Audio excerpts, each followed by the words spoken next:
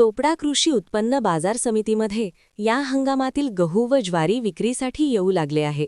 यावर्षी चोपडा तालुक्यात शेतकऱ्यांनी विक्रीमी हरभरा लागवड केली होती। हरभरा काढणीला सुरुवात झाल्यापासून कृषी उत्पन्न बाजार समितीमध्ये शेतकरी मोठ्या प्रमाणावर शेतीमाल आणताना दिसून येत आहे। चोपडा तालुक्यात हरभरासोबत गहू व ज्वारी लागवड केली जाते। मार्च महिन्याच्या पहिल्या आठवड्यापासून गहू व ज्वारी काढणीला सुरुवात झाली आहे।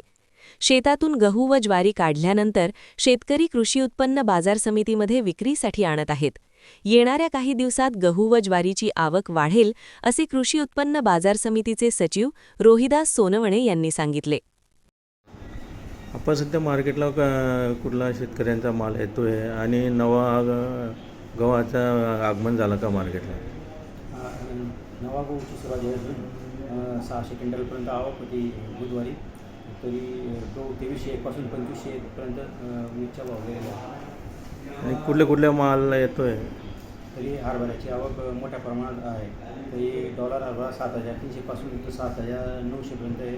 तसेच गुलाबी हरभरा 4975 तर 5600 पर्यंत, चाफा 4900 तर 5200 पर्यंत आहे। साधारण किती ट्रॅक्टर येतात मार्केटला?